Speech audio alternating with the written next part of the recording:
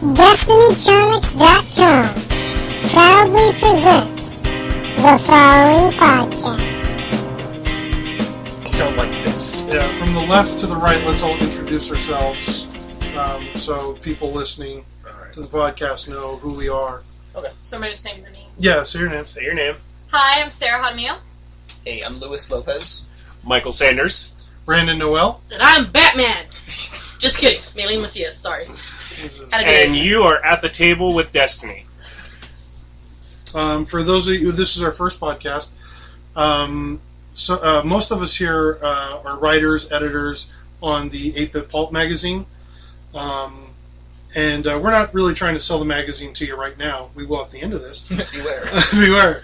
There's a riff hidden in here somewhere. Yeah. Exit through the gift shop. Subliminal messaging. Gotta play it Smoke!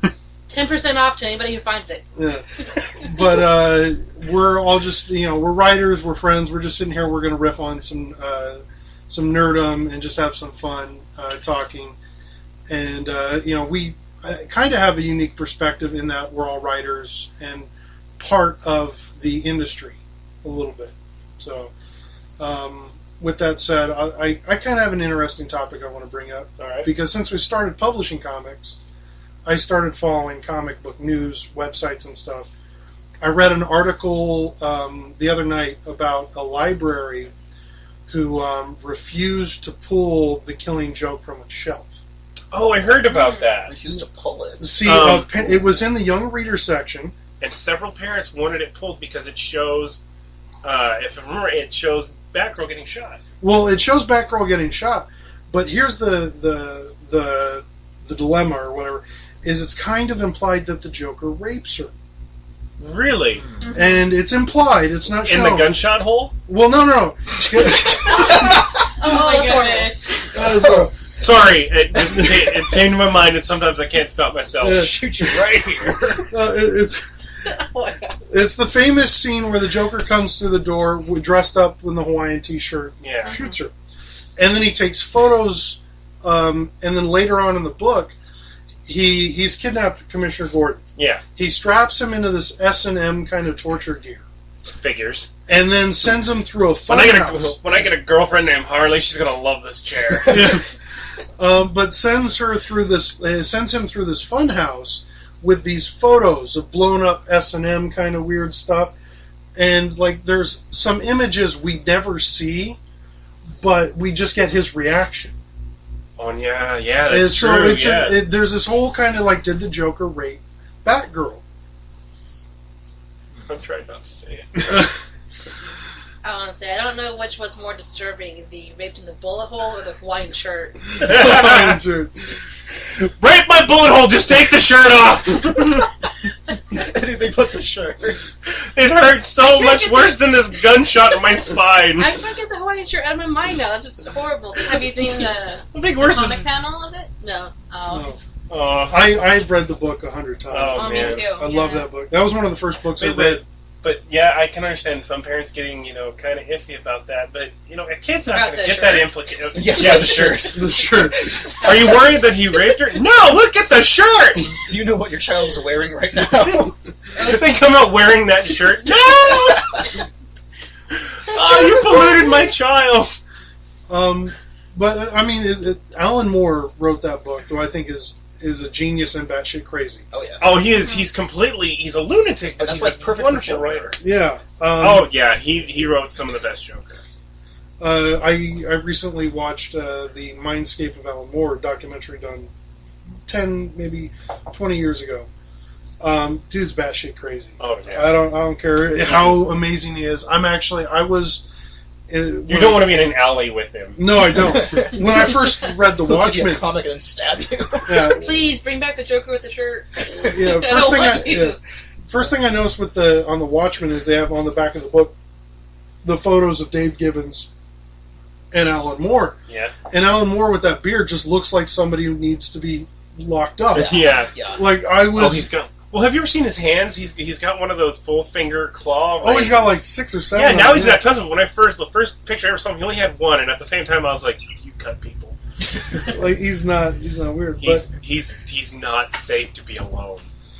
But anyway, back to the story. The library, after holding a meeting, they refused to pull it.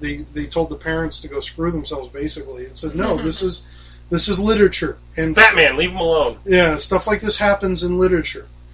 That's true. You know, So they were objecting not to the gun violence, They're but to objecting the to the. implication possibly of rape. yes, But when you're a kid, that's you what don't they're- really think about that. You're just No. thinking, oh my goodness, she was shot. Yeah. For example, I had Lewis watch a movie that I used to watch when I was little a couple days ago, and it's implied that in the cartoon, a woman gives a man a blowjob because they get up and she goes, "Did you hear something?" And he comes up from over here and says, "No, I didn't." the Road to El Dorado. Oh yeah. And as a child, I never got anything from No. that. To me, it was just like, okay, they sat up. Wait, What that else? scene's in there? Yeah, I'm gonna have it's to in go there. back and watch. I'm gonna that. rewatch that. I have it on DVD. And his hair's all somewhere. It's messy. creepy. He's got like a smile on his face.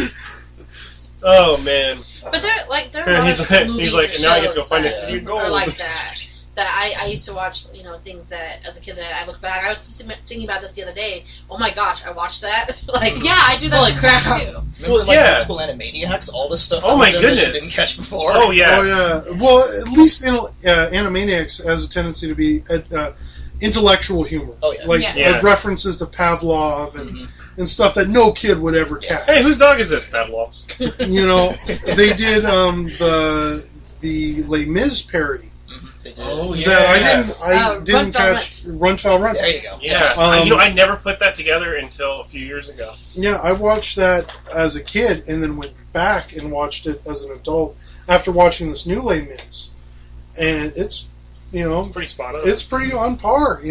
It's 30 minutes, so they have to cut Yeah. a lot of that stuff out. But, Yeah. But speaking of the comics and libraries, I actually recently found out. I don't know if this is still true, but the University of Michigan used to have the largest comics archive in the country. I believe they still do. Yeah. They I have a forget lot who of it was. I think it was. I can't remember. He works for DC now, but he went there when they had it, and they let him check out Wonder Woman #1. Well, it was All Stars number 8, I think. Yeah, but the first appearance of Wonder Woman. First appearance. Because like the thing is, when I was younger, comic books were despised. Yeah. They really were. I was probably the last generation of geek who Was still ridiculed for having You were on the comics. battleground. yeah, it was still ridiculed for having comics. Now it's cool. Now it's hip. My little sister wears Deadpool pins to high school and stuff. It's like when I was a kid, no one would have got that. Oh yeah. And B, it just that was something you got ridiculed for. Oh yeah. In high school I had my small group of friends who we all enjoyed the content, but we didn't really talk about it too loudly. Nobody really accepted it because I'm younger than you, and when I was in high school, it was just starting to shift. Mm-hmm.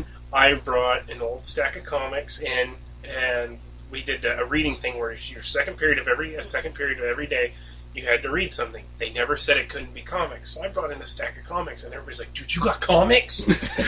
And we started reading those, and the teacher at first was like, "You can't read you know what? You're reading. Forget it." You're reading, yeah. And we would read those, but there was still that base of ridicule, like, "You like comic books?" Yeah. I was reading in high school, same kind of thing. I was reading Watchmen, Ooh. and my English teacher was cool enough to say, "Okay, but you have to read the text in between the books." Good. Because if you've ever read Watchmen, there's these text pieces after each Yeah. story that follow through, and most people never Carry read on. that content. No, they don't. And There's supposed to be a lot of Easter eggs in that content. there is. Yeah. There's a lot. A lot of stuff that did actually make it to the film were in the those early pages. Yeah, I remember hearing about that. The comedian killing Kennedy and stuff like that. Yeah, they actually put that in a flashback, and I remember, like, the moment I saw it in the movie, I was like, I remember reading that. And I think they'd actually put that in. But so now let's go ahead and try and get a little information from everybody. Let me ask this question real quick. Your first comic? Oh, it was a Steve Ditko, Stan Lee Spider-Man. It was, I believe, issue number 12, the first appearance of the Chameleon. feel really big on mine now. I'll go last. I remember reading. I don't even know where it came from. It was a Silver Age book. A bank, maybe. A bank. My uncles had their collection, which I got to read fairly regularly, but they didn't have anything going that far back. So even as today, I don't know where that comic. You have no idea where it just popped up from. Where it popped up from, but I remember reading it, and I was 5 or 6, and I remember being confused as hell because the Chameleon, he's a villain who dresses up like as other characters. Yeah. And he one of those classic Spider-Man stories where he frames Spider-Man. Yeah, of course. And I remember everybody frames Spider-Man. He's a menace. He's a menace.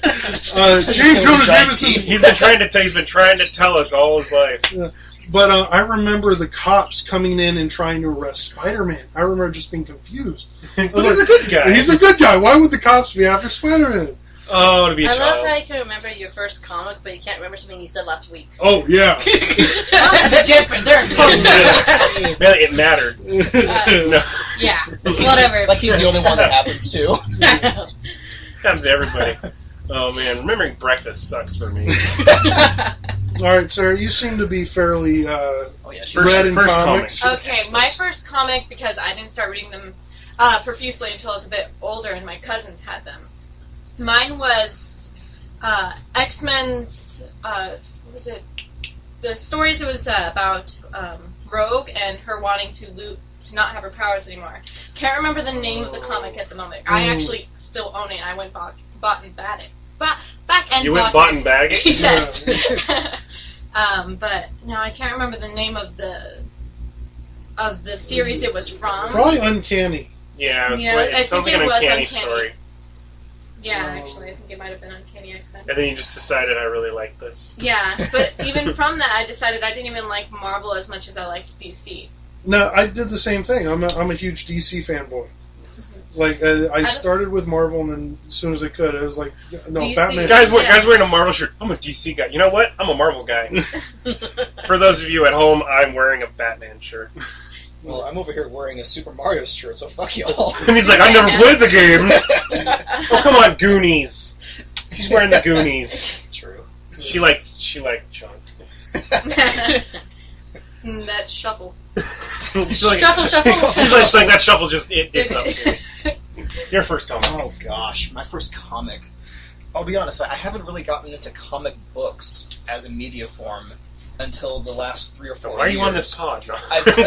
I've been in comic characters and video games and all that kind of stuff since I was a child, but the actual books I haven't been into until like the last 3 or 4 years. But my first comic book I ever read was something about X-Force. I had no idea who the characters were, no idea what was going on. I just thought it was kind of cool. But I've been into the video games for the longest time. I've played, what was it? Separation Anxiety on the Sega Genesis back in the day. The first Spider-Man game where he's trying to fight Green Goblin in like a carnival setting, and it's a 2D scroller, and he can shoot webs and swing, kind of. Yeah.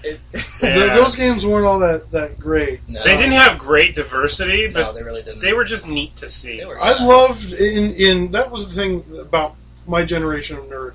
Is you were thankful to get something close to it. Yeah. Like the Dolph Lundgren Punisher film. He doesn't even have a skull on his chest. No. But you were thankful. They were calling him the Punisher. Yeah. It's good enough. The little skulls on the knives. Like, you were just thankful, like, yes!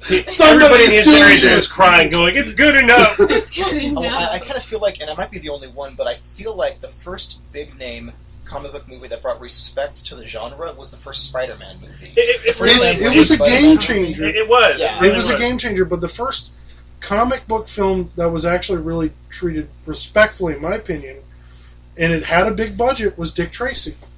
Yeah. And it's true to that comic book. That's very true. It really is. Yeah. But there's a lot of people out there that don't remember Dick Tracy as a comic. They remember it as a cartoon. As the cartoon. For him, it's a good comic. And that's one reason why I think it was treated really well with respect. Now, Spider-Man, that was one of the first ones really where they actually brought in writers from the industry. Yeah. And I feel like what happened was it proved to Hollywood that comic books are a medium worth investing money in. Well, yeah, because now they're seeing, there's this wealth of untapped character and story that they haven't even really looked at. No. And I mean, they put a movie out of Supergirl and a horse. I mean, come on. Why do we need that? As a kid, I loved that movie. Really? I really As did. a kid, I didn't. Well, you might have a different opinion on Supergirl. No, My Supergirl needs a horse. I loved Supergirl and I adored the No, comics. horse don't want Supergirl. I think it was just too comical for me, even though it wasn't really a comedy. But to me, it was just a bit silly. It was, and the thing that took me out of that film She can fly. What's she doing on that thing? She'll get a horse. was there's a scene where they show a picture of Christopher Reeve's Superman, and she's like, "Oh, that's my cousin," kind of thing.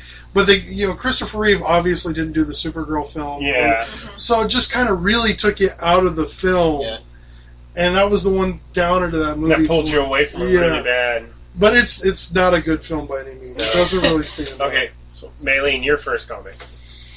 Well, I was kind of like Lewis in that I didn't really come to comics until a couple of years ago. Which I know, Mike. I know. Why am I here? I got it. Her childhood, she You're actually here by read luck. real No. books, like I'm here because I'm The dating. Hunchback and stuff. Well, you read real literature. I'm sure we've all done that. Yeah. We've read books without, Without pictures. pictures? Well, yeah, because like he said, I know it's a weird concept. I grew up reading classic literature, and I read The Hunchback. I think when I was like 10. That's Dark story, and so comic books automatically were the next transition. Dark. But dark. the first. This dude dressed as a bat punches people in the throat. Oh my I'm gosh. there. And he gets away with it too. But my I needed a first, mask and I could my do first it. comic, I was The Watchmen. Actually, Oh wow! so I kind of came in with high expectations, Mhm. But yeah, that was And then my she saw the first. scene where the comedian tries to rape the first Silk Spectre, and she's like, "Whoa, this is way better than a hunchback Frenchman in a church." Well, I don't know. He had some pretty wild parties in the bell tower. I can tell you that much right now. The bells, the bells. But yeah, and so I remember. Friends were a reading little it. rigid. I remember reading it and thinking, "Oh my gosh, this is really, really demented, and I love it, and it's amazing." And I remember just right away being intrigued with Dr. Manhattan. Oh yeah. Just that character, like I know why you liked him. Yeah. Well, you of just course. sold yourself down the river just by naming him first. Yeah. Well, I If you say it, I got problems. What can I say? It's I like a guy who's I like my guy muscular and blue. blue. Yeah, You know what I mean. blue's my favorite color. So, but it Is that why I saw 3 pounds of latex blue paint in your bedroom the other day? What we do is what we do. What we do is what we do. Leave our business. It's just blue. Blue is my favorite penis. I mean, no. Who invited Freud? Take that cigar out of your mouth right now. Well, for me, my first comic was another X-Men, and it was actually a Wolverine and Gambit story. Oh.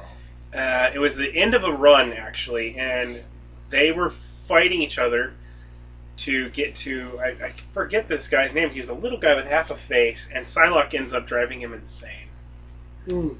And the two most memorable scenes I remember from that book as a little kid was Gambit throwing exploding cards into robot Wolverines, and I'm like, they're friends. I think I was 5 or 6. I'm like, they're friends. What are you doing? And then the other one is him getting into an elevator in a world filled with nothing but Psylocke. And it's like, you're doomed. Those old X-Men books, They were pretty psychedelic. they were, and the problem that I had, especially as a young reader with the X-Men, was if you missed one issue, You missed a lot of stories. you missed a lot. You could not miss a You- single issue without losing what was going on. You lost a lot of continuity because they made hard turns in those 22 pages. They kept that pretty consistent in the 90s cartoon, too. Oh, yeah. I remember missing an episode and just being lost. Oh, yeah, me too. And There was a lot of people don't realize that you couldn't just TiVo something back then. No. No. If you No. missed it, you missed it. Yeah. I remember watching one episode and I'm like, yeah, okay, this is how the story's going. And then I missed an episode and I came back and it's like Xavier and Magneto were in the Savage Lands. Wait a minute, Yeah. how'd that happen? See, and I might not have had the comic book introduction, but I did have the 90s X-Men show, Spider-Man, Batman and Superman animated series. So that I definitely got. Kevin Conroy for the win. Oh my god! Oh, sorry. Those cartoons were so well done. Mm-hmm. Even The Tick was a great Tick. adaptation. Yeah. I just got a Tick comic on Free Comic Book Day. Oh, yeah. Actually. It was great. Well, I love The Tick. Especially if you read the older comics, because it started off as a black and white indie book, really adult oriented. Yeah. Very. Well, very they played sexual. real true to that when they did those few episodes in the live action show a few years back. Yeah. See, with the animated series, they focused on the superhero stuff. Yeah. And in the live action, they didn't have the budget, so they focused on the adult content. Which was like the superheroes trying to live everyday lives. The two combined, Batman was you get Puerto Rican. The two combined, you get the comic, because all that stuff was in the comic. Well, it was funny because they made Batman Puerto Rican in the live action. It was hilarious. Yeah, well, they changed him Batman Well versus It wasn't Wonder Woman. It was like she Lady was like, Liberty. Yeah, Lady Liberty. Yeah. Yeah, because I remember her having a torch. Yeah, they did it. I like the live action show. I think it should have lasted a little bit longer. I think it should have lasted a little bit longer. Wasn't it Patrick Warburton that played the Tick? Yeah. Mm-hmm. That was That, one you know, of his like first big things, right? Yeah, because one of his main things, because he did a couple bit parts on the Seinfeld show. But he wasn't huge by But then. nobody ever made it. Then he became Brock Sampson, and I was Yeah. like, I love Patrick Warburton. Go Team Venture. Great voice actor. I love when Oh, Brock he's gets great. launched out into space and everybody thinks he's dead and he comes He back comes- and he's just like, I'm cold. he's like, I need to go lay down for a minute. I should have killed And you. the lady's like, you're such a man. But one thing, he actually drives a red '69 Charger. Nice. So could you imagine working at a McDonald's, loving that show, see that car pull up to your drive-thru and just hear, yeah, I'll have a Happy Meal or something. You would not get that guy's order wrong. No. Be like, do you need Hank in the car? I just took a credit card number from the Tick. And he had the Brock Sampson hair. And I love how the Tick is legitimately like from a mental institution. Yeah. Oh yeah, that was That's one of the main comic covers. I remember the thing, him in a straitjacket. Yeah. that was the first indie comic book. Was him in a straitjacket, and he even says like, I don't know my origin, and he proclaims himself to be like the king of Poland. Something like that. Yeah. He's like way out there. You know, because He the doesn't know where original he's from. concept of the Tick, which has evolved way past that, but the original concept was if someone was truly insane in a comic book world, no one would tell the difference. That's true. You know? It's hard to, when I first saw everything about the Tick, I was like, okay, is he crazy or just a superhero? No, I loved that cartoon, and it wasn't It was until great. later I went back and got the books. Yeah. Yeah, it was really great. And But, in the free comic that I got, they don't really. I mean, it's not a huge thing anymore to mention how crazy he is and just trying to function. But Well, because they've had other really mentally Yeah. deteriorated characters, Yeah, so he's pretty tame by some standards now. I don't know. I kind of don't like that though, because in the comic that I got, they treat him as if he's just like a simpleton and just slow and stupid, which He used to be not. really crazy. Yeah. Yeah. He was legitimately insane. The first, the Tick in the Big Cities, the first trade, I always loved it because it parodied some of the Frank Miller's Elektra Daredevil stuff. Oh, yeah. And they're fighting ninjas on a roof, which is always great in any comic. And he throws a chimney at a group of ninjas, and they all disband and flee. And then, like, maybe 20, 15 pages later, you have a ninja talking to a bad guy. And he goes, he threw a chimney at us! What were we supposed to do? Of course, bad guy being a bad guy. You take it. You know? So I always loved the Tick. I always loved those fringe characters. He's been interesting. The one character who's along those lines, not nearly as famous, is Cerebus the Aardvark. And they're trying... Never heard of it. Never heard of Cerebus? Cricket. No. Okay. Cerebus is the You're in oldest... uncharted territory now. Here there be monsters. Cerebus is one of the oldest indie comics ever. Well, it makes sense because aardvark is like one of the first words in the dictionary. So. That's true. We're going to make a superhero that's going to be completely insane. What do we make it? Get the dictionary. Aardvark. Aardvark. We got it. We don't want to try too hard. Let's just go with the first word we see. Aardvark. But Cerebus the Aardvark is a Conan parody. Oh, Lord. And it starts off with him as this Conan barbarian-ish character And they parodied him they parodied Red Sonja, they parodied all these stuff. Oh man. And it went on for almost over a decade. It's been Wow. in print to the point to where they did several different trades where the characters evolved over the 20 some odd years. Holy crap. To the point to where when they ended the story, he was the Pope. I eat the ants for the Lord. Makes sense. He became Pope. And they've been trying to get a movie in works for a long time, like an animated film. I could imagine the executives in the boardroom. He eats ants. And he's the Pope. We might make money on this. Now, I know what you're thinking, but don't think anteater. Think more like long-nosed Arnold Schwarzenegger. And he's still alive. He can play the part. In a Pope hat. Ah! I eat ants!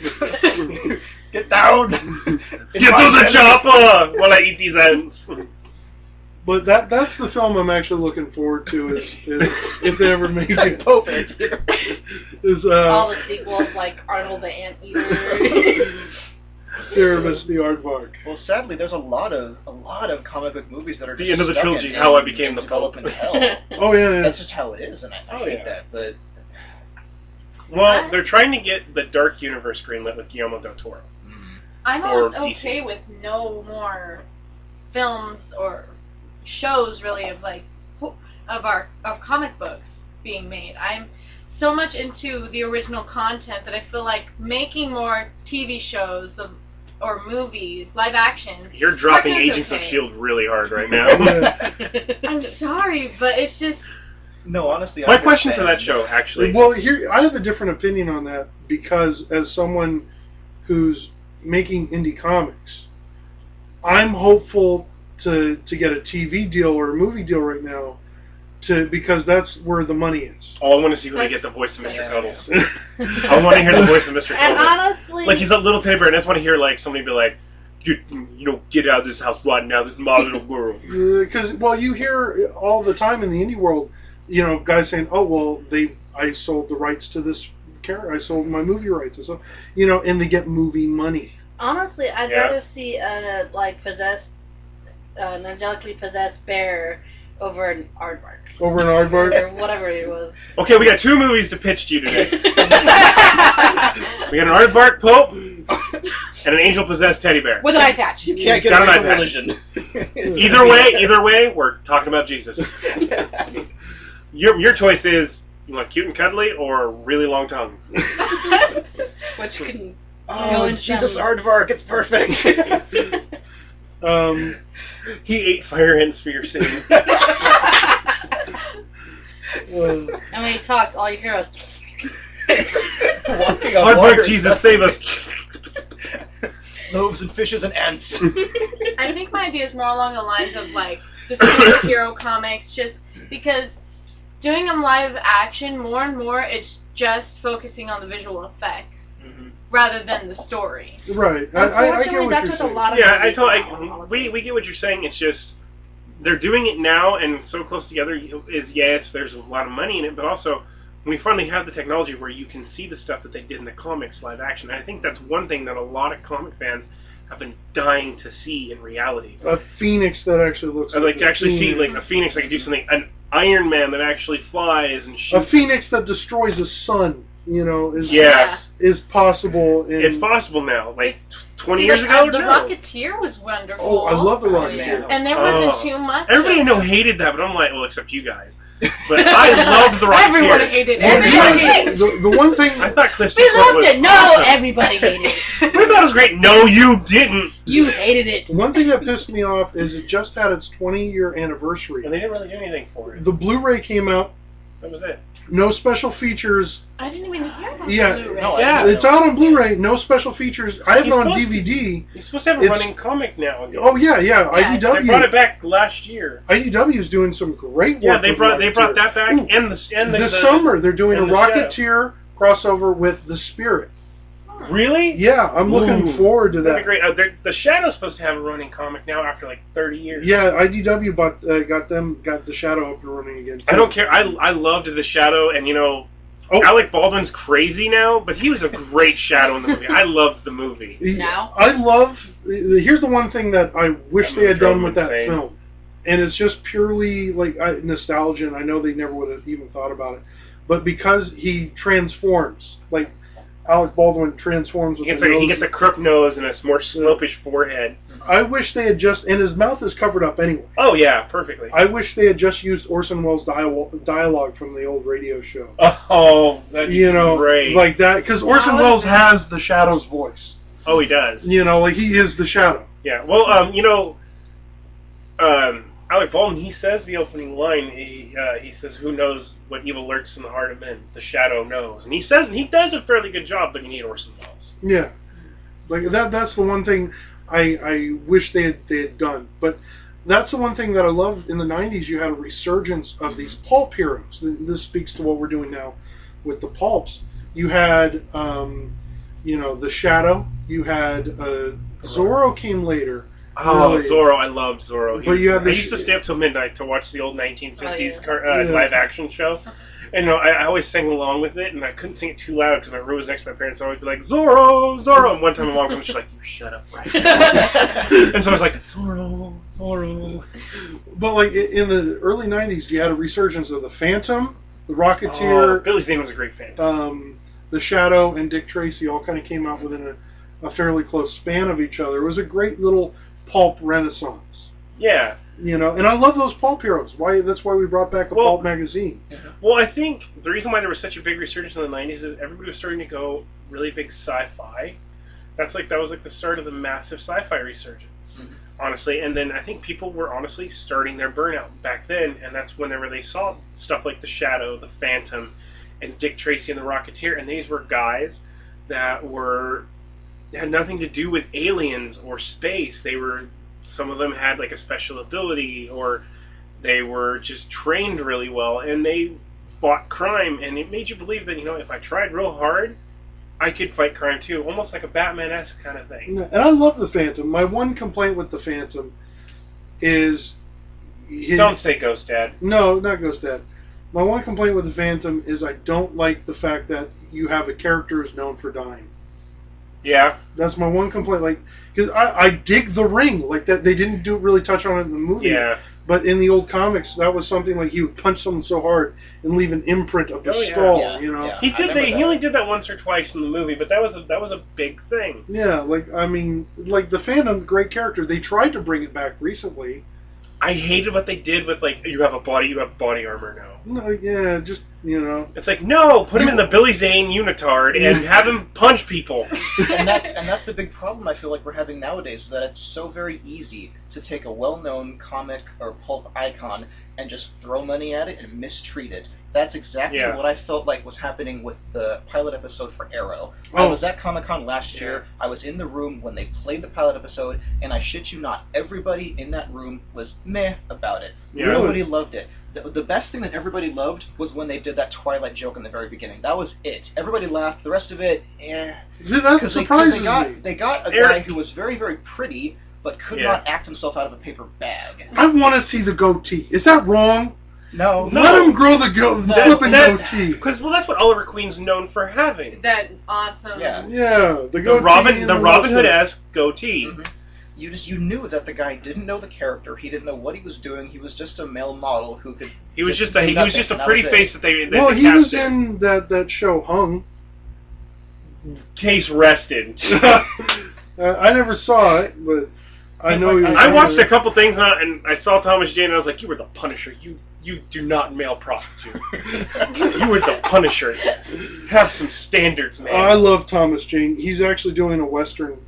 Yeah, I heard. He's supposed to be doing a Western, but he was I loved him as the Punisher. Oh, yeah. He's by far my favorite Punisher. I wish they would do another one with him. Well, he actually paid for a digital short out of his own pocket to do it, and it's crazy. It's like he's the Punisher, but he quit. Dirty laundry. And he's just dirty laundry. He's doing his laundry, and he sees this kid about to be killed by these gangbangers, and he walks in and he's talking to Ron Perlman, who's in a wheelchair, and he's like, I used to do what you're thinking about doing, and look what it got me. And he shows to his wheelchair, and he's like, well, I'll take the bottle of Jack Daniels. And it's a big one. And he comes out and he beats the crap out of like 5 or 6 guys with just a bottle of Jack Daniels. And he kills everybody except for the head guy. And the head guy, he breaks the joints in his legs and his arms so he can't move. And he pours the Jack Daniels all over him and down, back away from him a little bit, lights his Zippo and sits it on the ground. And he's like, I'll leave your judgment to the people. And this woman walks up who he'd raped at the beginning of the scene, and she just looks at him and lights him on fire. And you have no idea what's going on. You just think he was just some badass guy that just kicked the shit out of these gangbangers. But the kid's like, you forgot your shirt, and he's like, you have it, it's got a hole. And the kid holds it up, and it's the Punisher shirt. Nice. And it looks just like the one that he wore in the movie, too. No, it's different. It's a different skull, because the skull they did on that one was, Dirty Laundry served as a double thing, because it was the new skull that Tim Bradstreet had It looked designed. like the one from the movie, didn't it? No, it was the new skull that Tim Bradstreet had designed for the comics. Oh, okay. And Thomas Jane and Tim Bradstreet are friends. In fact, they own their own indie company. Oh, God, what's the name of it? It just popped out of my head. But he had just to say one thing, he had a Batman where he had a Dark Knight Rises moment where he's like, I was the Punisher, but I quit. And it's like, okay, sound like Bruce. I was Batman, my girlfriend died, quit 8 years. Batman, Dark Knight Rising actually pissed me off. He got shot. That's why he quit for 8 years. No, Dark Knight Rising pissed me off. My girlfriend died, I quit for 8 years. But your parents, you know what? I did it for them, but she was awesome. No, way better than my mom. When in the comics, when someone dies in the comics, it forces Batman to go harder. Exactly. I think he shouldn't have quit. I think in those 8 years there should have been stories of like, did you see when Batman punched that guy like so hard his face exploded? Like the first Batman, don't kill anyone. The first five but then minutes. He said sorry to the corpse. Sorry. The first 5 minutes of Dark Knight, where like the bat signal shines. And you see a drug deal, and the guy's like, no, not dealing. He's like, no, not tonight. Or, like, in The Dark Knight also, whenever he's like, you guys used to do your dealings at night and everything, and now you're in the back of a restaurant in broad daylight taking your meetings, so this guy scared you so much. Your balls drop off? Yeah, exactly. That first 5 minutes, like, that's how The Dark Knight Rises should have began. It should have been. Yeah. It should have been at least him on a rooftop going, Rachel's dead, but I fight on. Or something. Not like, she's gone, so I'm going to go be Green Arrow in my bedroom. It didn't feel like a with my cane. He even had the beard. He was practicing archery, and he even had the goatee. It's like, really? He was thinking about picking something else up. We all know it. It didn't feel like... Oliver knows how to do it. Batman, like, I get they were trying to do the Dark Knight Returns a little bit. Which, in that book, he took 10 years off. But he was 50. He was in his 50s. He felt like he was at the end of his rope, and he quit, and then he had the mustache. One thing I liked from the Dark Knight Returns book is when he gets out of the shower and he looks at the mustache and he shaves it off. Like it's a perfect homage, like the Batman going, you don't need that. Yeah. Like you could see in his eyes as he looks at it, it's like the Batman's just right in the back of his head going, we don't need that. We need a cowl. That would be something. so uncomfortable with that cowl. We put our mask on, that's going to scratch like a bitch. Do we remember how to shave? Alfred's gone. Well, Dark Knight Rises pulled a lot from Dark Knight Returns, as well as like... Magic knee brace. Magic knee brace. Yeah, that's it. The magic knee brace, the Colt. He took it off halfway through the movie, never limped again. No. Mm-hmm. Halfway through, he took it off, magic, and he was fine. It's like, and why didn't he put it on sooner? Yeah, it's like, how about you don't make going to the fridge a fight for life? Slap that bad boy on. Didn't you hear all bad boys actually think pain helps them? Like, oh Lord, no. That milk's gonna taste so much better when I get there with my throbbing knee.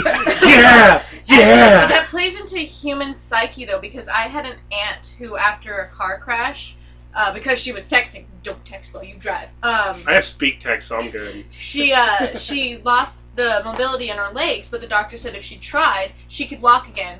But she just mentally was so upset about losing the movement in her leg that she gave up. And therefore now she's still in a wheelchair. So she equated Rachel Dawes to not working legs. she just, it's a thing that the human brain does. Yeah. It's like, okay, things are bad. You know what? Just leave them the way they are. Yeah, it's So like, I it's feel like things are Batman this bad could can't fall get any into worse if that. I don't do anything else. Kind of Well, thought. that's I understand what you're saying, but the thing is, Bob Kane designed Batman to be human perfection. That's Yeah. So I mean, other guys came in. But with that frame, we've made the Bat God.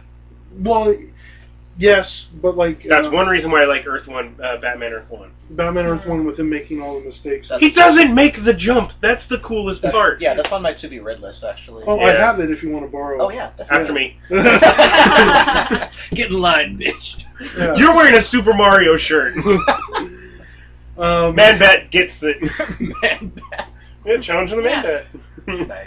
Yeah, which they just brought back into the 52. Yeah. I can sit here and talk about I comics love all Man day. Bat from, Oh, we from the could cartoon. too. Oh, yeah. My god, it was great. Oh, it was great. When they did the new one where they had the one Joker where he's got the giant teeth and the straight jacket arms. You mean the Batman? Yeah, the Batman. Yeah. That one. The one. The man, when they brought the Man Bat into that one, I just thought that was a really great. That was just really great. And he worked for Wayne Enterprises, which was neat. I loved the Batman. They did one episode with Is he on the Facebook? the Facebook. They did one episode With with his partner, the Robin. but they did one episode with Far Flung Future, where they did the Batman from Dark Knight Returns, Yeah. and they didn't use that storyline because they didn't use Carrie Kelly. They used Nightwing and then Oracle Yeah. in this flashback. But you see Oracle and you're like, oh, they had her get shot. you know, Did like she get raped? like Oh. In the bullet hole. The bullet hole. She starts having a flashback mid-fight. He's stuck it in and it hurts so bad. And the kids are like, Mommy, what's she talking about? now, actually, that brought Put up up your action figures, please. that actually brought up a point I wanted to talk about earlier. The whole rape thing. Yeah. Now, I don't believe the Joker raped her. It always comes back to the rape. It always comes back to rape. I don't believe the Joker raped her because the Dick Spring Joker from the 60s wouldn't have. No, he wouldn't have. So that's my He wouldn't I have get- shaved his mustache either. that's true. But because we're dealing with one character who's been written by different Yeah. people over a longer period of time, I don't believe that Joker could devolve to the point to rape. No. I don't think he could. No. I don't think so. And like out of all the interpretations of the Joker that I've seen, like I know he's either so sane that he goes crazy because of it, or he's just some chaotic nutball. I've never seen him as someone to sexually violate someone like that. Frank Miller wrote it that way. Really? In Batman and Robin, the All-Star Batman and Robin, there's a I still need scene. to finish that. There's a scene That's where also Frank Miller. it's though. Frank Miller. Oh, yeah. he's twisted. Yeah, there's a scene where the Joker seduces an attorney, even at looking like the Joker, and he sleeps with her. But it's But he didn't rape her. He didn't rape her. It was consensual. There's no bullet hole involved. Seduction is different than rape. Yeah, Oh, but yeah. It was the If first there was a time. roofie in her It's probably court, the at court closest given thing. water, maybe. Yeah, you know, and I'm just saying Miller can go there. I don't Yeah. necessarily always agree with that. He can go there though. Well, the Joker, I think Adam West stated it best, and they've stated in the past recently too. And the Joker's madness incarnate.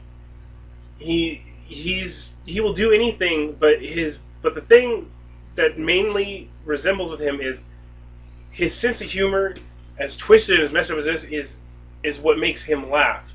And I don't see in anyone's demented mind where rape would be funny. Because in his sense of humor, he only does stuff that makes him laugh. Well, there is the time where he shot Commissioner Gordon's wife, and he didn't laugh. Exactly. No Man's Land. He did do that, but at the same time, with him not laughing, you actually get a sense of him going, Like I this messed is up. Yeah, this is effed up. Yeah. Even somebody with him who's willing to beat a teenager with a crowbar and then blow him up, Yeah. there's gonna be a Yeah. limit. Because he's... And that wasn't close to the other limit, the rape limit. Yeah. That wasn't it. It was different. It was a different kind of violence. So maybe somebody else raped Batgirl and they accused the Joker and he's like, whoa, I would beat her with a crowbar, I'd blow her ass up, I crippled her. Rape's not my bag. There's things I would do, but I wouldn't do that. That's wrong. And he's like, I plan on having a girlfriend in the future, and it's kind of hard to get a girlfriend if you got that on your ass. And that's one of those topics that when it's touched on in comics, it's a huge thing. I mean, that was the whole point of what was it? Identity Crisis. Identity Crisis. Oh yeah, Yeah. the great series. Uh-huh. Yeah, It's really not big. something that would just be glossed over like that. It No. would be a thing. Well, yeah, if it's gonna be even implied in a comic book, they are going to not show it, but they're gonna let it be known. And a lot of people have. They won't hide it, problem. but they won't trot it out like a show pony. Exactly. It's Well- gonna be evident. Yeah. Here's the thing.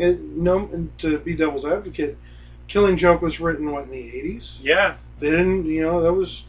You just didn't talk about that kind of thing. That's And, true. and Identity Well, Crisis came out 2001, 2002. Yeah. Around there. Okay. I'm pretty sure. But here's the thing, back in the 70s, they didn't talk about hardcore drugs like heroin. Speedy did heroin. They brought And it it was up. on the cover. Yeah. So comics I have just been... sorry, I just thought of Snowflame. Anyone read that comic? With No. Snowflame in it? No. Oh god. Oh, Lord. Well, He's addicted to cocaine. Oh, Lord. His name's Snowflame. Nice! So, Nice. well, How'd you get your name? No reason. no reason. I remember when Demon in a Bottle, just alcohol abuse was the biggest thing. Oh yeah, Yeah. well, Hero in a Bottle with Iron Man. Mm, Yeah. yeah, Hero. Yeah. Because that was... that's when they made him an alcoholic, and Mhm. that was a big I deal. was telling Maylene this. In the 70s, Marvel took this weird stance where they took political and social issues and attached them to all the heroes. That's true. Iron Man just got the bottle. Yeah. Hank Pym got the whole wife abuse story, Yeah. which honestly contradicted his character to that point. Way badly. The Hulk got the child abuse angle because we found out his rage was a source Yeah, his of dad used to hit him. Yeah, a source of child Yeah. abuse. Well, they played that up in the Eric Bana movie with the Hulk movie. Yeah, and His dad was they never showed his dad actually hit him, but they implied that his dad was a violent person. So they kind of played that up a little bit, and then we deported Ang Lee. that movie could have been so good. And It would have been. It could. again, it was one of those things where it's like, as a fan, you're like, so close. I remember going and seeing that with my dad, and my dad's like, "This is gonna rock," and I was like, "Calm down a little bit." He goes, "Why?" I was like, "Time your watch. We don't see him for 40 minutes." Yeah. And And the when moment- you see him, he's got a big baby face. like the moment you see him was the moment my dad's watch went off. He looked at his watch and went, "I'll be damned." Yeah, and there's only like 30 minutes of Hulk in the Yeah. whole 2 Oh, hour yeah. film combined. Like him beating the crap out of the tanks with the turret barrel and everything. That was, to me, that was like one of my favorite parts of the movie. It's like, wow, I believe that could happen. And but yeah, like and Nick Nolte was in it, and the scary thing is the beard and the hair he has in the movie is the beard and the hair he got arrested with. Yeah, the famous mugshot. Because right after they cast him to be in that movie right after he got arrested, and he's like, I could do it. Well, the one thing I loved about the last Hulk film they did, not the Avengers, the Edward actual Hulk. Norton. With Edward Norton. Edward Yeah. Norton. He was a pretty good. I liked it. first-hander. I wish they could have worked it out and have him. He refuses to work with Robert Downey Jr. I know they don't like each other, but I wish they, could have worked it out. But anyway, there's a scene where you have the lightning strike and the Hulk raging at the sky. Yeah. And it just spoke to the origin of the character. The character Yeah. was based off of Frankenstein. Yeah, he was. Stan Lee created him off of Frankenstein and Well, 'cause Dr. he thought- Jekyll. Yeah, because he Mr. thought about Hyde. he read those stories and he thought about, well, what if this was kind of together? And then he thought about the whole rage thing. He thought about because he was an intellectual guy, and he's seen how intellectual guys are very reserved. And he thought about, well, what if all the rage they pent up in them was let out? What would that look like? And he made the Hulk. And and Kirby, and I love Jack Kirby. He's my favorite artist. Oh, he was great. He was that Hulk will always be. Is that the one with the bowl haircut? A little bit, yeah. He got like the scraggly bowl haircut. Like, Well, he was. the only time he sits still is when his mom puts that bowl on his head. You're getting a haircut today. Hope no like haircut. Kirby drew emotion. He didn't necessarily draw like the best anatomy. You know, and he drew the first 5 issues of the Hulk. The very first issue, Hulk was gray. That's true. This is true. Yeah, he first appeared as Gray. Yeah. He's great. They brought the Gray Hulk back, but he was like the maniacal mastermind. Yeah, he was. Yeah, the different personalities. Yeah. Well, what did they called him something when he was Grey Hulk? He was I just Grey heard Hulk, wasn't Grey he? Hulk. I heard somebody call him a name. Like Oh. I don't know, but yeah, Grey Hulk. I didn't like. Well, we got Now they have the Red Hulk. I'm Yeah, waiting that's for right. I'm waiting for Blue and Purple Hulk. blue and purple. Well, no, Hulks. they're all running. They're all running. Well, it's like running through a meadow together, making a rainbow of death. I'm imagining Smush. like Care Bears and Power Rangers. Running from the hole. Care Bear's staring. The Ranger's like, nope, run. Don't forget the Nyan Nyan cat. Over Over the Hulk. Hulk in a Pop-Tart. And like right as it's about to get away, like the Purple Hulk grabs his like dinner, eats the Nyan cat. Ooh, kitty flavor. Well, we're coming to the end of an hour here, so I figured we started right to left. Who's reading what? So we started going this way. Let's start going from this way on. What's your current title or titles? Right now, I'm reading the new 52 Batgirl. Ooh. It's the only one I'm actually enjoying, honestly. No, I'm not reading Batgirl. Is Gail Simone on that, or that's Batwoman? That's Batwoman. That's yeah. Batwoman. Yeah. She's somewhere in there. Isn't Batwoman a lesbian? Yeah. Yeah.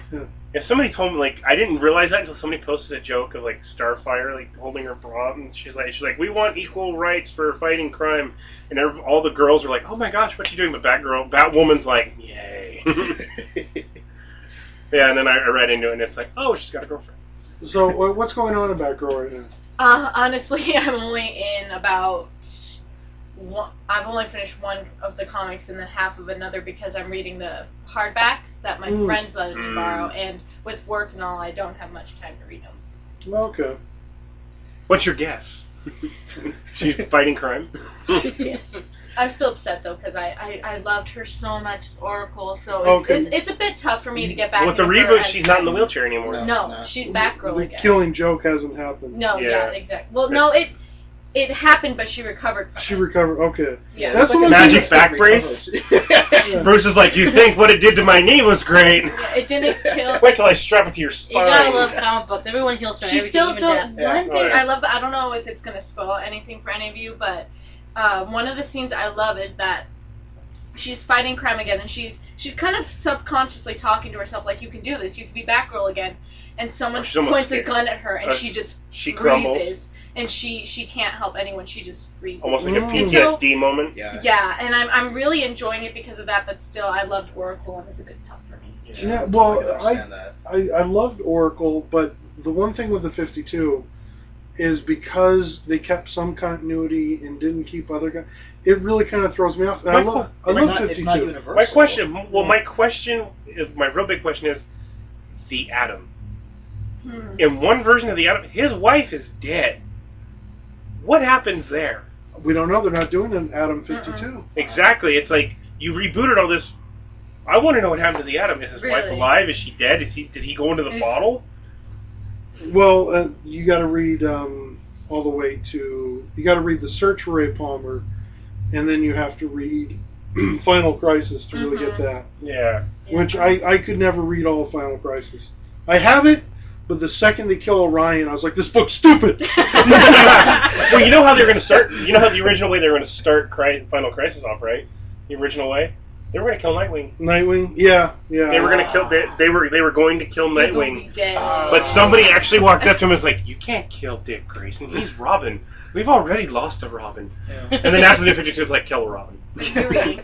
Let's see. I'm reading The Dark Knight Returns, and I'm also reading Superman Earth 1. The Dark Knight Returns, of course, it's fantastic. It's phenomenal. I don't need to talk about it. How far are you into it? I finished. Have you seen Reagan yet? No, I finished Volume 1 and I'm into Volume 2 of it. Alright. But Earth 1 Superman is just, it's so cool. It takes the Superman origin story that I've always kind of wanted, which is he's not just a super strong, super fast guy. He's also incredibly smart. There's a scene where he's like trying to look for a job in Metropolis, and he goes into this laboratory, and he sees in the background these scientists working on this complex, like mathematical problem, and he's talking to somebody who's trying to be like, okay, what do you want to do? Is this what you want to do as a job? And he writes down something on a note, and he tells them to give it to the scientist. And they hand it to the scientist, they look at the note, they look at the board with the complex problem, they high-five, and then the guy comes back and he says, don't go anywhere. Whatever you do, just don't go anywhere. Well, in one of the All-Star Superman, you find out that his mind is hardwired to see, has always been hardwired to work faster than others. That's why a lot of the stuff in his fortress was done like before the All-Stars line. But when he got exposed to the sun, overexposed to the sunlight, it just kicked it into even higher gear.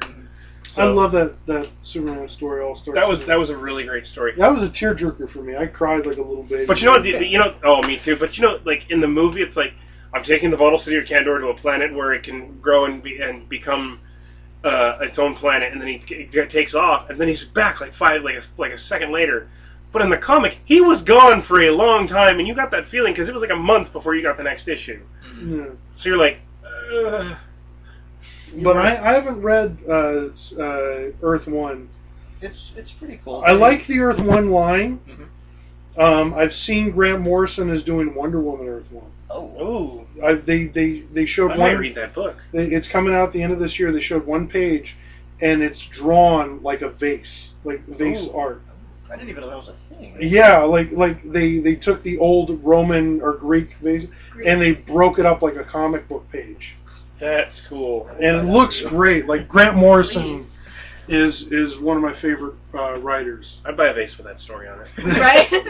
What did you read about base? You got a giant vase, and you're just earning it. I gotta borrow that vase after you. The Killing Joke's on a vase, and it's like, you drop the vase, she's crippled! What am I reading? I'm actually reading right now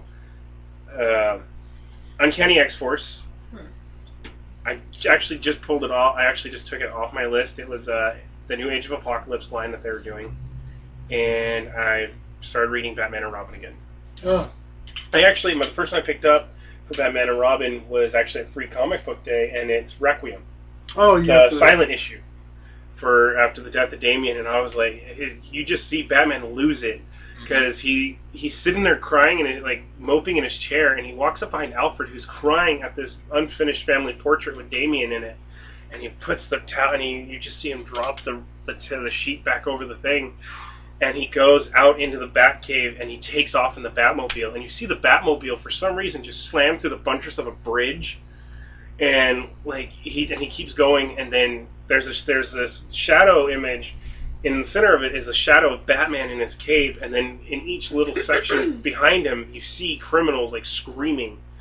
And Gordon goes up to the top of police headquarters by the bat signal, and there's just dozens of these guys knocked out, tied up, waiting to be arrested.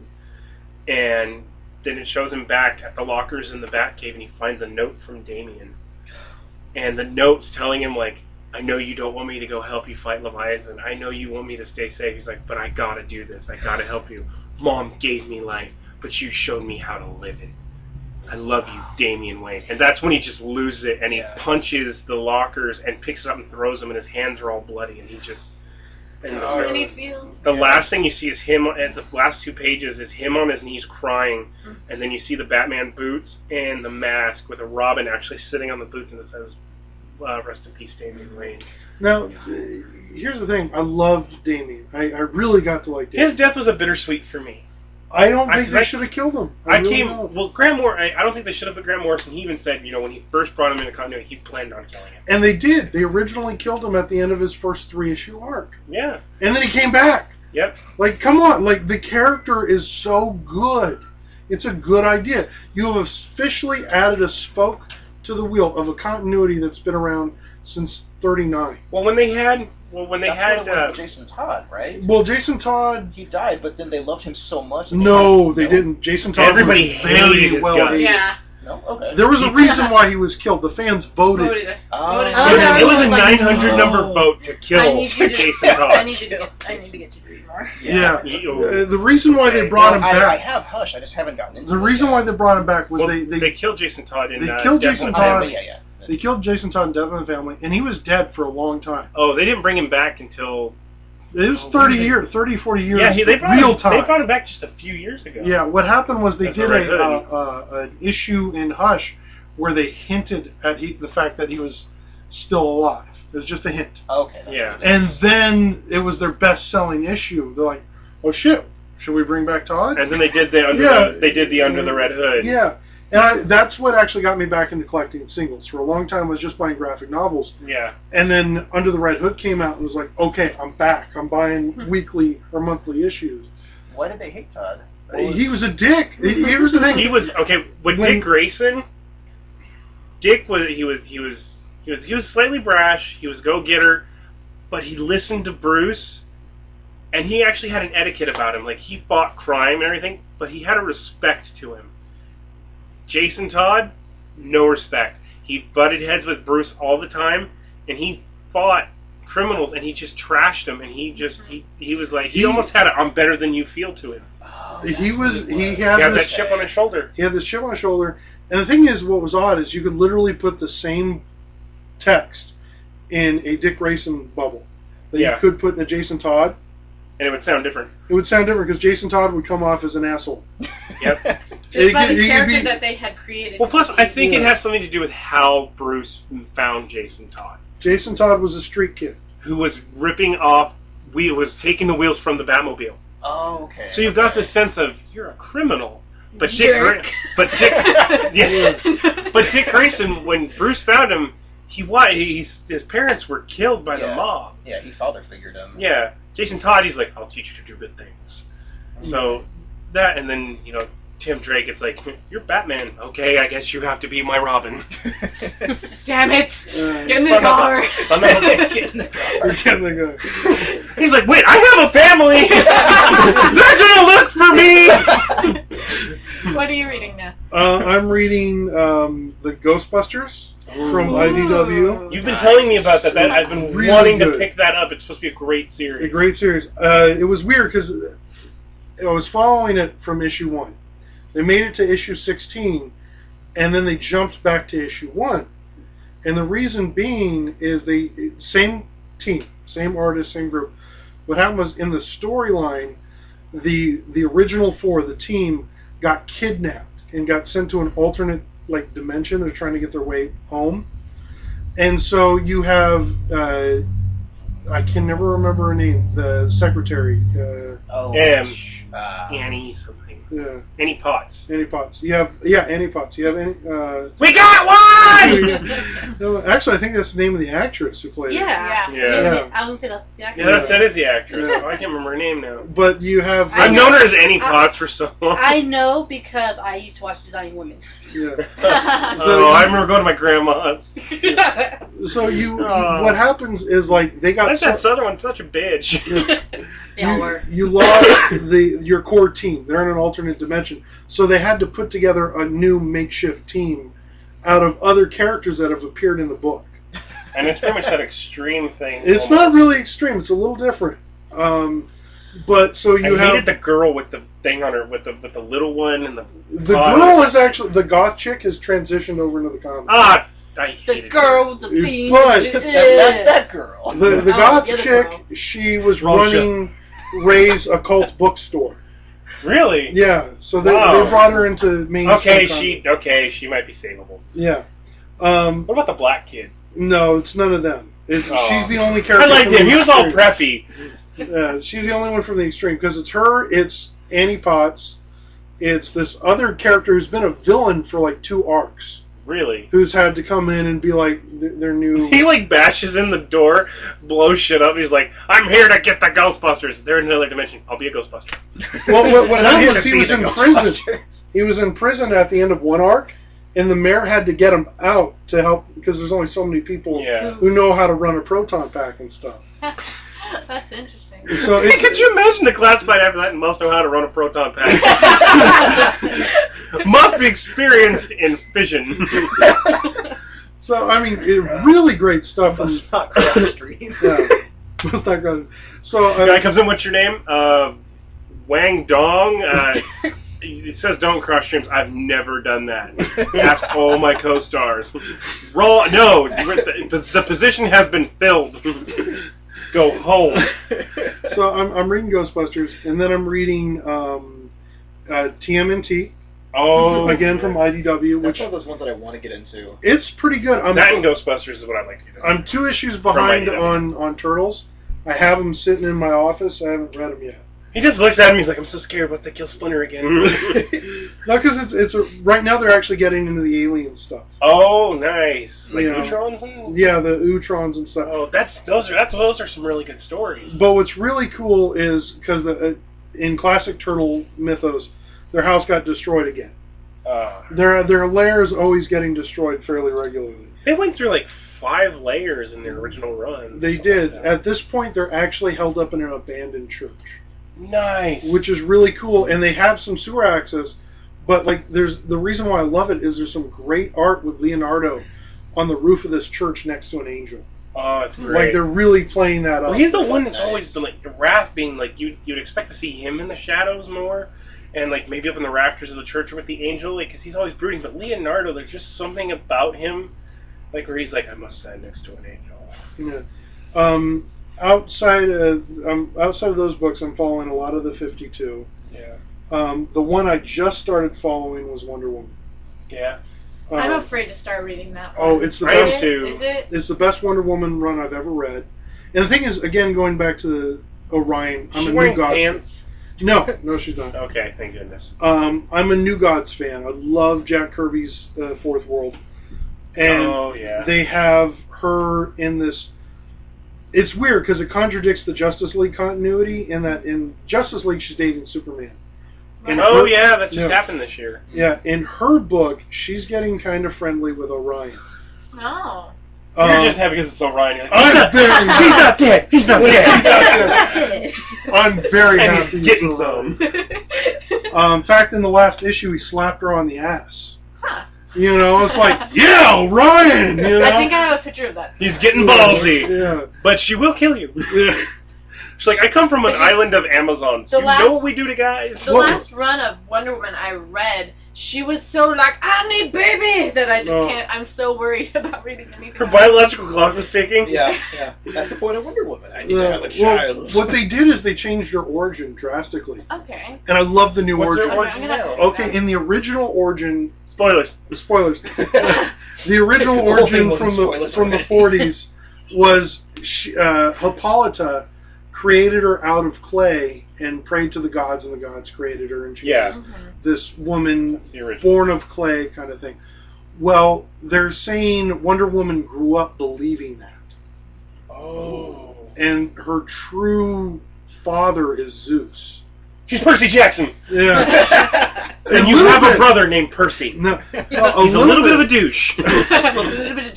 because a lot of the Greek god stuff's coming back, and they're Oh, having I yeah. love when they have Greek Yeah. gods. Oh, That's every issue. so- Like, there's this ongoing story with Poseidon, and I don't know where it's going. Like, every issue they're panning Who's away. writing it? I don't know, but Tim Sell is doing the art. Okay, that's nice. And Tim Sell Okay, did that'll be pretty Superman rich. for All Seasons, Long Halloween, you know. That's the other one I gotta get is Yeah. on Halloween. I want to read Long Halloween, and I want to get Superman for All Seasons just because of the narration of the first book. I have Superman for All Seasons. Long Halloween. It's Yeah, I know one. I just can't remember the art. I'm trying Oh. It was very, like, It's kind of gritty, actually. gritty, yeah. Okay, I Yeah. remember because I could not finish it because of the artwork. And there was I a didn't like Long pumpkin, Halloween. Pumpkin It on was- the cover. Yeah, Right. Long I Halloween could was not this finish book Long that Halloween. everyone praised and loved. I I heard didn't about like it. I it. haven't seen I it. really Well, liked its interpretations in The Dark Knight were amazing. Yeah, but I just didn't care for it. I really didn't. Yeah. I'm the Scarecrow, by the way. I wear a suit. Yeah, I wear a suit and tie. I love Okay, Scarecrow. Scarecrow. Yeah, but the mask, how they explained the mask was great. Yeah, that was cool. It's a gas mask. Okay, Millie? Okay, well, the two ones I'm really reading are Thor and Hulk.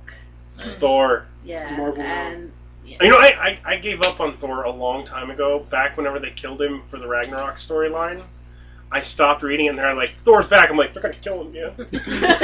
I'm gun shy I now think with Thor. the theme. They're gonna kill him again. They're gonna kill him again. Yeah, like that. That's how I am now. I'm like really gun shy with Thor. It's like Thor's finally back, and I was like, Actually, gonna what kill surprised him. me that I didn't realize I would like so much with Hulk. Like I didn't realize he's.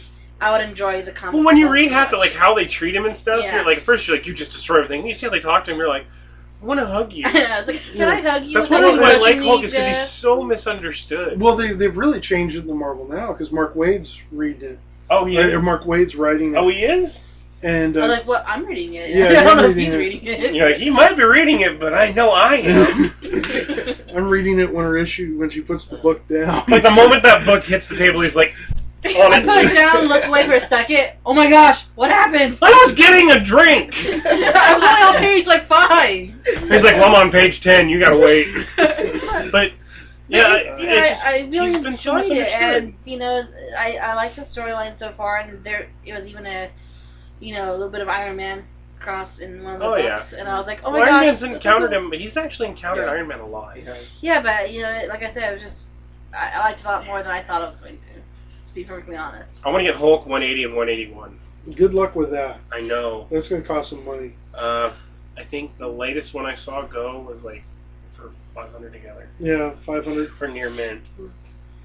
That was together though. They cut them and because it was on Comic Book Men, and they said this is like the lowest you'll find, and that was like deal cut. And so I'm like, if I could find those two for $500, I'll buy them. It's those books are really expensive. Well, And because they're the first appearance of Wolverine. First appearance of Wolverine, and the thing is, it's the story's not really like Wolverine's in there, but not really. Yeah, it's the first mostly rendition. a Wendigo story. Well, it's a Wendigo story, but he shows up because they think it's the Hulk doing what the Wendigo's doing. And if you paid real close attention to his claws, they're designed to look like they're in his gloves. They don't actually make the claws in his hands until years after he becomes continuity. Yeah. So let's go ahead and let's talk a little bit about the pulp. Okay. Oh yeah, that thing. Yeah. So, by the way, Brandon here, he's pretty much the main artist on the book, and almost all the books here at the company. So. Yeah. Happy pens to you, sir. Thank you. 8th of Pulp. Issue 3 will come out June 30th. All right. Look for it. Yeah, we pushed it back a month. That's not a writer shilling himself. I'm not in issue 3. I can say it. By issue 2, though, there's a wonderful poem by a handsome young writer. It's okay, issue 3 is the bad one. But issue 3, it's no. But it's in editorial right now. We got 9 stories. We're finishing. We're not finishing, but we're. Are there continuing comics in this issue? The Last Templar. Is that going to continue past this one? It will, but it won't. We're going to take a break for issue 4. Yeah, that's supposed to be the big zombie issue. Issue 4 is the zombie issue, which actually I got some news I haven't told anyone yet, but share it to the listeners. We're straight from the table. James O'Barr has agreed to do the cover, and nice. Originally we were going to do a hand pencil cover, sketch cover. He's going to be doing a full painting. Hey! Which is what the pulp covers are now anyway. They're just acrylic paintings, really. Yeah. That's great. So that'll be awesome. It's going to cost. I can't wait to see it. Although you did tell me that. Yeah, she knew. Are you? I do live with her. I think You kind of had it. I had a little spoiler alert. Breakfast is very informative here. But O'Barr. That's what you think. I don't eat breakfast. O'Barr's coming over for breakfast.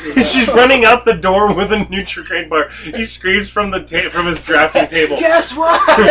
Wait! The dude that's doing issue 4, painting. Have a good day at work. Love you. Bye. And he gets a text. Awesome. See you later. So, and he's like, "You driving?" Yes, I am. James O'Barr, creator of The Crow. Are we doing that?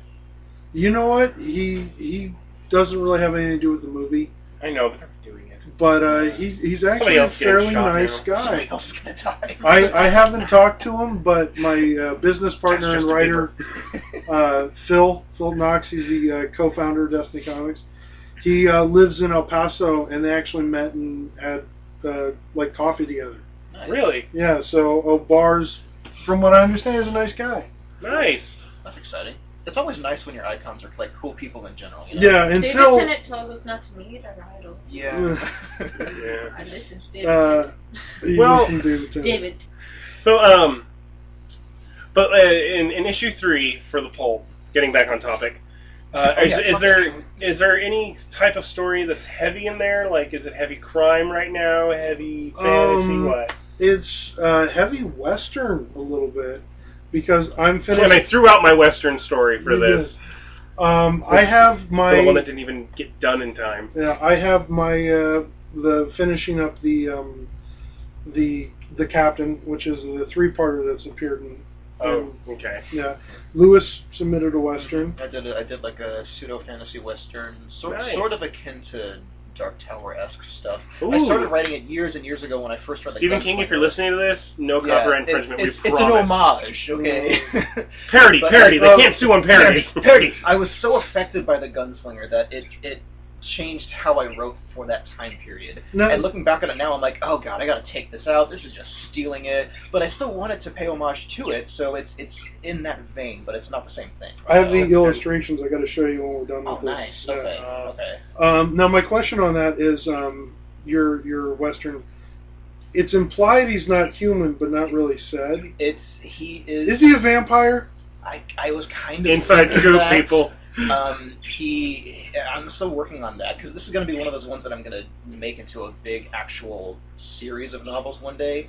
I'm playing with the idea that he's like a vampire or some otherworldly creature and not fully human. Okay, because it does. Were meerkat. Perfect. That's the one thing that doesn't get turned into a were. Under the face of the moon, I get smaller and furry. And he looks for a creature named Pumbaa. There was old medieval lore about possums. Were possums? Yeah. Oh yeah. Men who turn into giant man possums at night. What are the rules on where? He pretends to be dead a lot. Where are marks? Where are marks? Like at the tip of that little tiny mouth, there's like little fangs that's like. There's all kinds of weird things. I kind of want to see like a were crocodile or something. Something like that. They need to come back. Killer Croc from Batman. Yeah, but he would be the perfect thing. But I'm talking about the '90s Batman, where he looks like he's got warts and stuff, and he's got like that weird bottom jaw, thing. And he's like, yeah. I hit out with a circus, and I had him beat up Batman. I'm a crocodile. Believe it, seriously. But 8-Bit Pulp, June 30th, issue 3.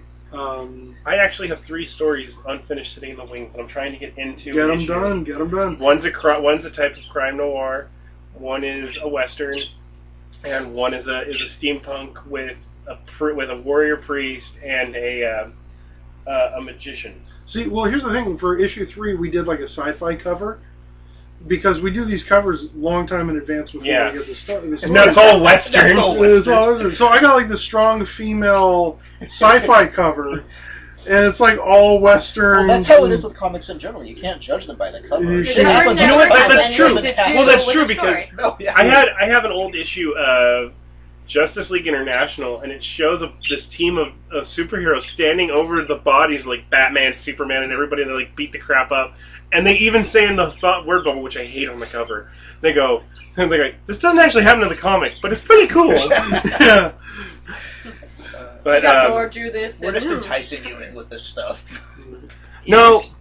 Well, you just sat at the table with Destiny. You heard it straight from people that are involved in the company. You've heard about what our first comics were, what we're currently reading, and tune in 2 weeks from Thursday. And catch another session at the table. We're not really at a table. Listen to a Destiny Comics podcast, recorded in Hemet, California. Show produced by Michael Sanders. A special thanks to any and all guests on this show.